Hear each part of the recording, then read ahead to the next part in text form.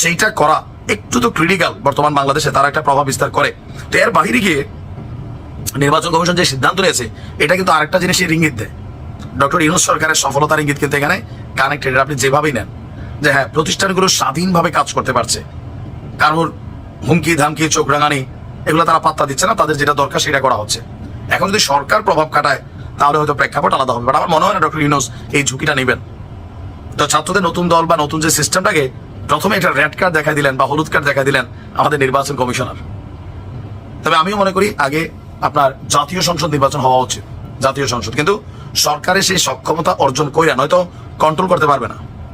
32 ভাঙাই ঠেকাইতে পারে নাই, তো সেখানে সারা বাংলাদেশ কন্ট্রোল করতে পারবে না। সো আইন শৃঙ্খলা সিচুয়েশন সিস্টেম আপডেট হতে হবে, দেন নির্বাচন, নয়তো কোনো সুষ্ঠু নির্বাচন ইউনূস সরকার করতে পারবে না। প্রিয় দেশবাসী, আপনারা যে যেখান থেকে ভিডিওটি শুরু থেকে শেষ পর্যন্ত দেখেছেন আপনাদেরকে অসংখ্য ধন্যবাদ জানাই।